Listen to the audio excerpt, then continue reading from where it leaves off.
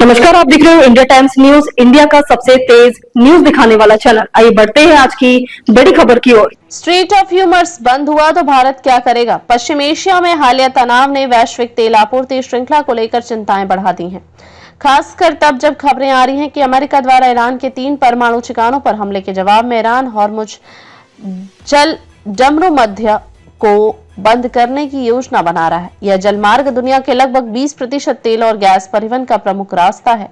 भारत के लिए स्थिति गंभीर हो सकती है क्योंकि देश अपनी ऊर्जा जरूरतों का एक बड़ा हिस्सा इसी मार्ग से आयोजित कच्चे तेल से पूरा करता है।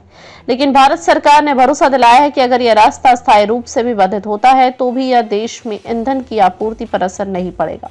पेट्रोलियम और प्राकृतिक गैस मंत्री हरदीप सिंह पुरी ने बताया कि भारत सरकार पिछले 2 हफ्तों से पश्चिम एशिया के हालात पर बारीकी से नजर रख रही है। उन्होंने कहा कि प्रधानमंत्री नरेंद्र मोदी के नेतृत्व में सरकार ने तेल आपूर्ति के स्रोतों को विविध बनाने की दिशा में वर्षों से ठोस प्रयास किए हैं।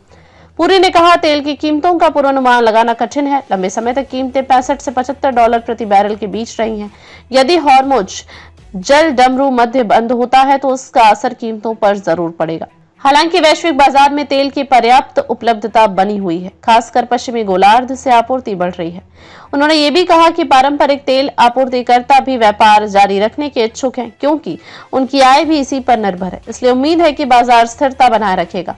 भारत सरकार ने पहले से वैकल्पिक स्रोतों से तेल आयात करने की तैयारी की है। पिछले कुछ वर्षों में भारत ने अमेरिका, ब्राजील, मैक्सिको और रूस जैसे देशों से तेल आयात को बढ़ाया है। वर्तमान में भारत रूस से बड़ी मात्रा में कच्चा तेल आयात कर रहा है।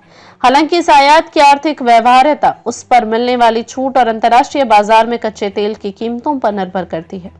एक वरिष्ठ अधिकारी ने संकेत दिया है कि यदि कच्चे तेल की कीमत $105 प्रति बैरल से ऊपर जाती है तो सरकार उत्पाद शुल्क में कटौती पर विचार कर सकती है ताकि घरेलू उपभोक्ताओं को राहत दी जा सके।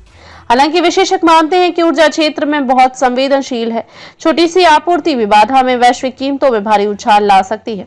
यदि हॉर्मुज जल डमरू मध्य की बंदी 1 सप्ताह से अधिक चली तो इससे न केवल वैश्विक अर्थव्यवस्था प्रभावित होगी बल्कि भारत की अर्थव्यवस्था पर भी दबाव बढ़ सकता है। फिर भी सरकार का कहना है कि भारत किसी भी संभावित संकट से निपटने के लिए तैयार है।